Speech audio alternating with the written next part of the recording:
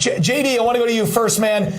You're there. You're near Butler, Pennsylvania. You were there that day. You were actually just a couple of feet away from where Corey Compatore got shot, and at the stage, you were like right in the middle of it. What do you make of these new things that are coming out? And President Trump has called for a release of the report. We haven't seen all the details yet, but what do you make on the updates of this? Do you think that Cash and Bongino are going to get to the bottom of it? I guess they'd be tasked with it. What are you hearing? What are you seeing? And what are your thoughts on the day, sir?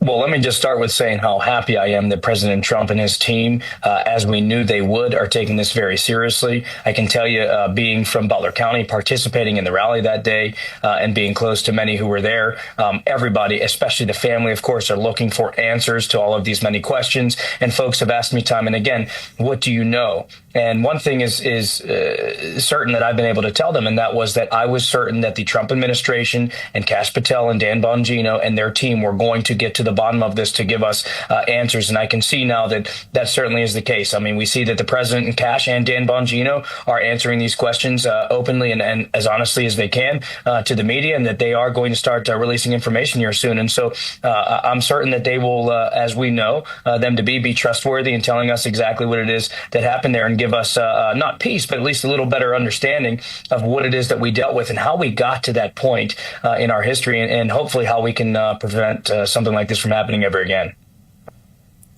Yeah, you know, it is really strange. I mean, all the details about Crooks specifically. I mean, there's Ryan Routh, which is a whole different thing on assassination attempt number 2.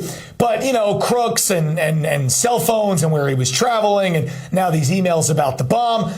Kevin, what are your thoughts on it? What do you think about, you know, the intel community saying they're going to start opening up the investigation and getting into this? I imagine it does take more than 100 days if you're coming in from scratch, because I know Biden probably wasn't looking into it. But what do you make of it, Kevin, and what are your thoughts on, you know, when we can see this and the updates of what we'll probably see? What's your take on it?